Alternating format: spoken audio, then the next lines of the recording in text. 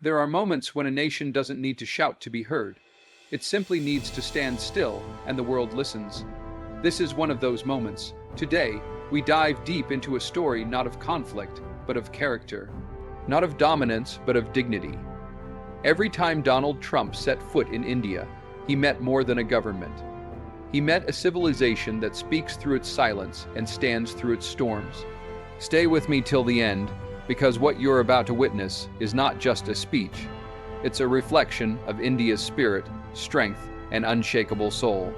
When Donald Trump landed on Indian soil, he wasn't just greeted with garlands and cheers. He was met by a nation that knows who it is, where it stands, and what it stands for. India has long outgrown the days of diplomatic dependence. It doesn't flinch in the presence of powerful leaders. It doesn't bow to political theater. It engages, but it does so from a place of strength. Every handshake Trump offered was returned with firm eyes and a firmer message. India will not be dictated to. India's diplomatic spine has been forged through decades of standing tall amidst global storms. During Trump's administration, when pressure was applied to toe certain lines, India chose sovereignty over subservience. When Trump pressed for defense alignment at the cost of autonomy, India continued its deals with Russia. When there were attempts to shape narratives around internal policies, India responded not with apologies, but with clarity, stating, "Our laws, our land, our right." What makes India's stance even more compelling is that it never responds with hostility. It responds with dignity.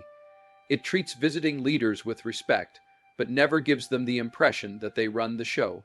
Trump, used to dominating the room, found in India a partner, not a puppet. In every joint statement, every negotiation table, and every public appearance, India didn't just show hospitality, it showed backbone. This isn't arrogance, it's awareness. It's the realization that the world respects nations that respect themselves. And Trump, for all his bluster, recognized that India is not the same as it once was. It's not waiting to be validated. It knows its place in the world. And every time Trump came to India, he was reminded, not with words, but with presence, that India may smile, but it never kneeled. Donald Trump came to India expecting leverage. He came with the weight of America's economic power, armed with demands for access to India's vast markets, reduced tariffs, and one-sided trade benefits. But what he found was a nation that understands its value and refuses to be cornered. India did not cave in. It negotiated from a position of strength, not desperation. Every trade talk under Trump's administration was met with firm resistance when it threatened India's interests. When Trump pressed for lower tariffs on American goods, especially dairy and agricultural products, India stood its ground, protecting its farmers and local industries. It didn't allow American pressure to override domestic priorities. Trump wanted greater market access for American medical devices, yet India insisted on price controls to make healthcare affordable for its people. Where others may have compromised under pressure, India pushed back, sending a clear signal: trade will happen, but only on fair and balanced terms. The Trump administration removed India from the generalized system of preferences GSP, expecting it would force India to the table with concessions. But India didn't blink. It didn't bow down. Instead, it reassessed its strategy, diversified its partnerships, and focused on building self-reliance under the Atmanirbhar Bharat mission. It turned a setback into an opportunity, reinforcing the belief that true power is not about reacting emotionally, but responding strategically. Every trade meeting with Trump was a reminder that India is not just a buyer or seller. It is a sovereign market force. It will not allow foreign powers, however mighty, to dictate the terms of its economic engine. And with every firm refusal, every diplomatic delay, and every confident counteroffer, India sent a silent yet thunderous message. Our economy is not for sale, it's for partnership, not exploitation. When Donald Trump arrived in India, he stepped into a nation navigating some of the most complex domestic transformations in its modern history. The world was watching, expecting India to soften its stance, to explain itself, maybe even to apologize under American scrutiny. But that's not what happened. India welcomed Trump with warmth, but it didn't flinch under pressure. It didn't explain itself away. It stood tall, owning its policies, its path, and its people's choices, without hesitation. Whether it was the revocation of Article 370 in Kashmir or the introduction of the Citizenship Amendment Act CA, India made it clear that its internal decisions were not up for foreign approval. Trump may have come with questions, perhaps even subtle diplomatic nudges, but India remained steady. It drew a line between friendship and interference, and in doing so, it showed that sovereign nations don't beg for validation. They move with clarity and conviction. India's leadership didn't let global headlines or Western think tanks define its narrative. It knew that change often invites misunderstanding, but it also knew that when a nation moves in the interest of its unity, identity, and future security, it must stand by those moves no matter the noise.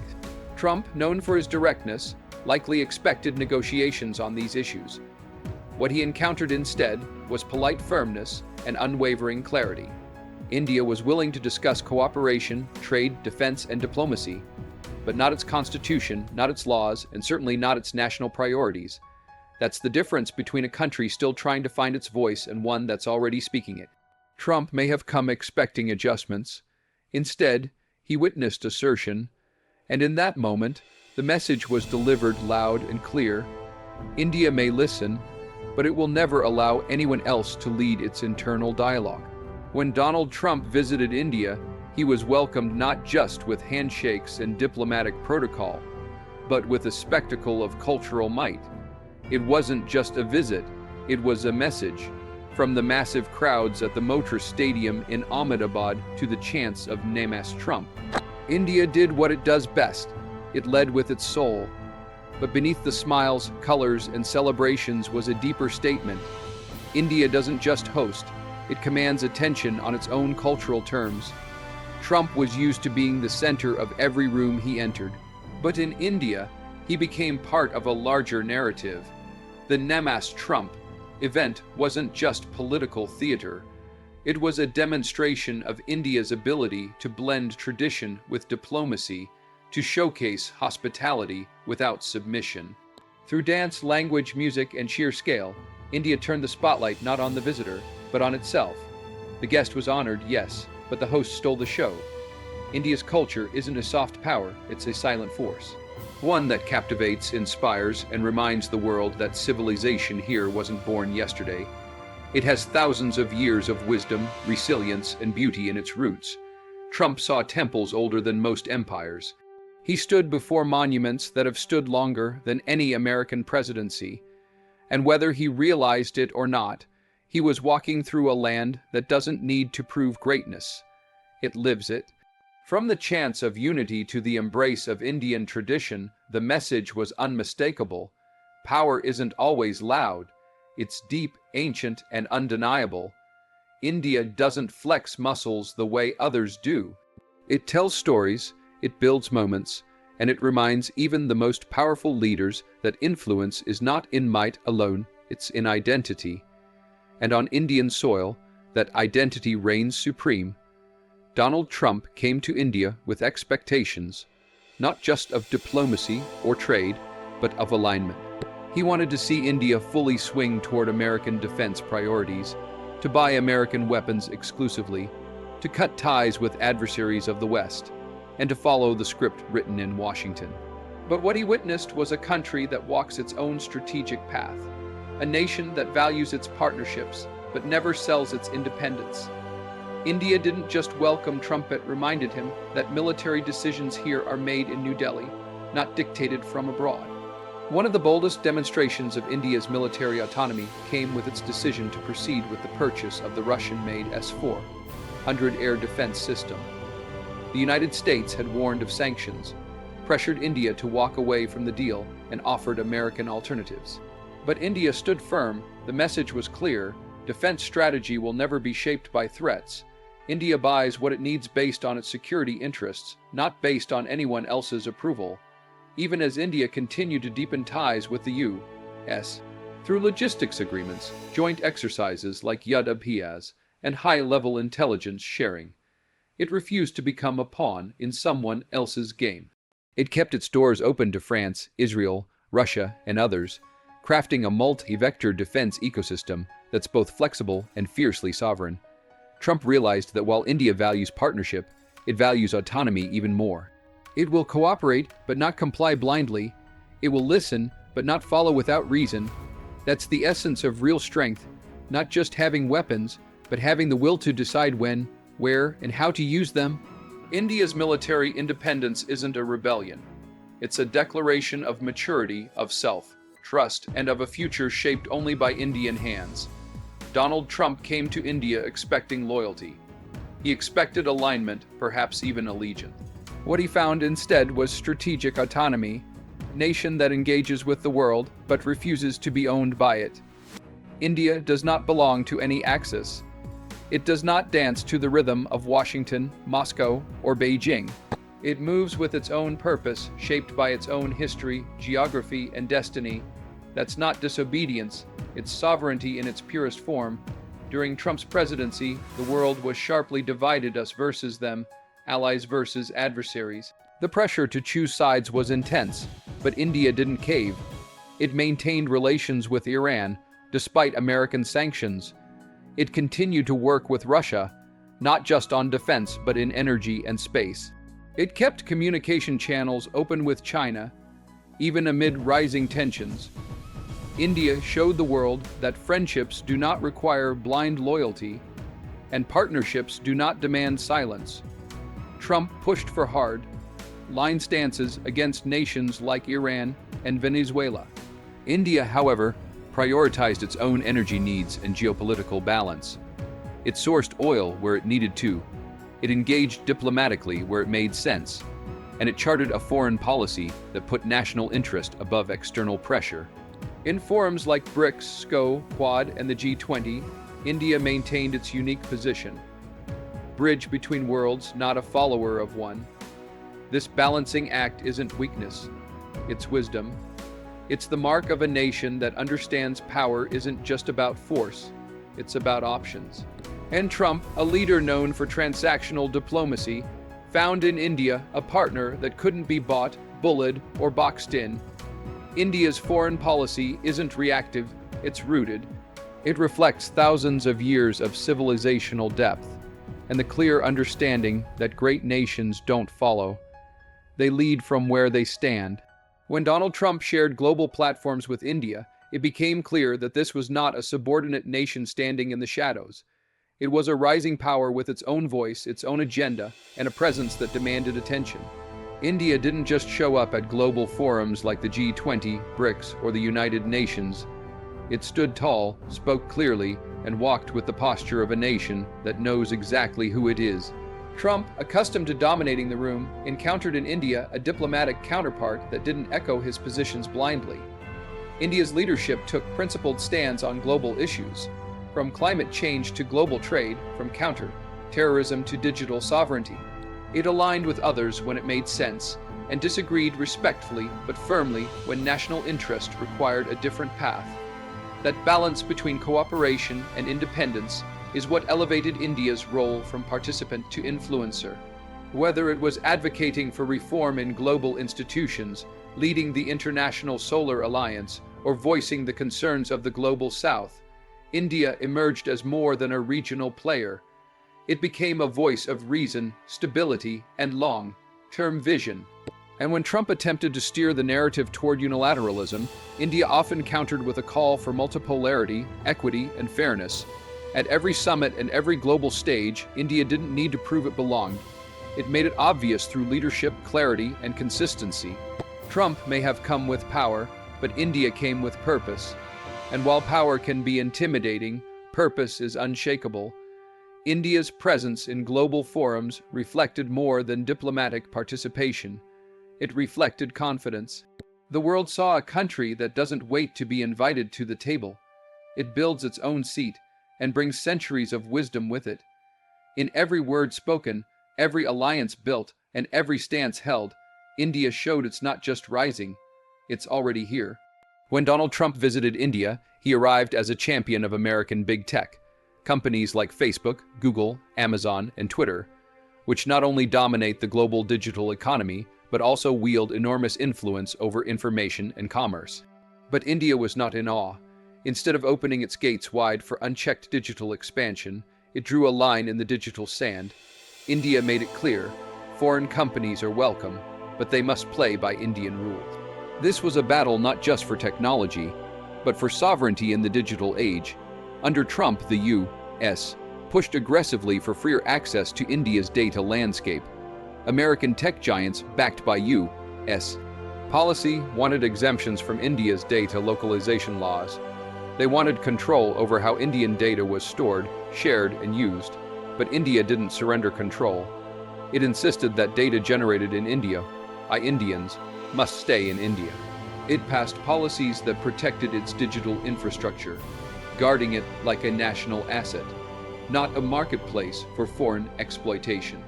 India also questioned the dominance of foreign e-commerce and social media platforms, demanding transparency, compliance with Indian laws, and accountability in content regulation. While Trump touted America's tech power, India responded with regulatory strength and homegrown innovation, boosting platforms like RuPay, UPI, and indigenous social media alternatives. This wasn't anti-tech. It was pro-independence. India embraced innovation but rejected digital colonization. It showed the world that in this new era, data is the new oil, and no sovereign nation should allow foreign interests to control its most valuable resource. Trump saw in India a market, but India responded as a guardian of its digital future. By standing firm in tech and data policy, India proved it would not just defend its borders. It would defend its bytes, its platforms, and its right to lead in the digital century. When Donald Trump came to India, he brought with him the weight of hard power, military deals, economic demands, and strategic expectations. But what he encountered was something far more enduring, far more influential: India's soft power. It wasn't projected through force. It was felt through culture, values, spirituality, and intellect. And in this arena, India didn't compete, it dominated. From yoga to Ayurveda, from Bollywood to Bharatanatyam, from Vedas to cutting-edge science, India showcased a civilizational strength that doesn't need missiles to make an impact. Trump may have been surrounded by military advisors and trade experts, but in India, he walked into temples echoing with mantras, streets buzzing with traditions, and cities alive with innovation rooted in history. It was a world where heritage met progress, and it spoke louder than any policy paper ever could. India's soft power isn't limited to art and culture. It's in the minds and hearts it influences across the globe. Indian scientists, doctors, philosophers, and entrepreneurs shape global conversations. Indian origin CEO lead tech giants Trump once championed. Indian traditions like meditation and mindfulness have transformed healthcare systems in the West. Even the way India balances modern governance with ancient wisdom is a lesson in sustainability and identity. Trump may have delivered speeches about greatness, but India showed him what timeless greatness looks like. Not one built in centuries, but one standing for millennia, and that's the kind of power that doesn't fade when leadership changes or policies shift. India's soft power supremacy isn't loud, but it's lasting. It doesn't seek attention, it earns reverence. While Trump came expecting admiration for America's muscle, he left witnessing India's unmatched ability to influence the world not by command, but by culture. Not by imposition, but by inspiration. And in that quiet assertion, India proved it doesn't just impress, it uplifts. Donald Trump's leadership style was unapologetically aggressive. Deals were demands. Alliances were transactions, and diplomacy often came dressed as intimidation. He was used to getting his way by applying pressure, by making others feel cornered or dependent. But when he brought that approach to India, it didn't land the way it usually did, because India doesn't respond to bullying. It never has, it never will. India has faced centuries of external control, colonialism, invasions, and coercion. So today, when any world power attempts to speak in ultimatums, India listens with calm, but acts with confidence. When Trump threatened sanctions over India's defense ties with Russia, India didn't flinch. When he pushed for favorable trade concessions, India responded with facts, not fear. And when he hinted at consequences for not aligning fully with American geopolitical agendas, India replied with something stronger than resistance: strategic silence followed by sovereign action. India understands diplomacy isn't about submission, it's about mutual respect. It welcomes partnerships, but not pressure. Trump may have expected a pliable ally. What he met was a self-assured equal, a nation that believes strength lies not in how loud you speak, but in how firm you stand. Even in the face of threats, whether on trade, defense, or foreign policy alignment, India charted its own course unshaken. It didn't retaliate with hostility, but neither did it compromise its core values. That's the essence of true power, the ability to walk alone when necessary, without bitterness, without noise, just focused dignity. Trump's visit became a lesson in what it means to deal with a civilizational force. India doesn't react to pressure, it transcends it. And every time someone tries to box it in or push it down, India doesn't push back with force. It simply stands taller, because that alone is enough. India doesn't bow, it doesn't beg, and it surely doesn't break. Not for applause, not for approval, not even for the most powerful leader on earth. Every time Trump came to India, he was reminded that this is a nation of resolve, wisdom, and quiet fire. India's strength lies not in domination, but in dignity, not in reaction, but in purpose. To all who watch, remember, real power is not loud, it's rooted. And India is deeply rooted. Thank you for walking this journey of truth. Stay bold, stay wise, and may you carry this pride with you always. Good luck.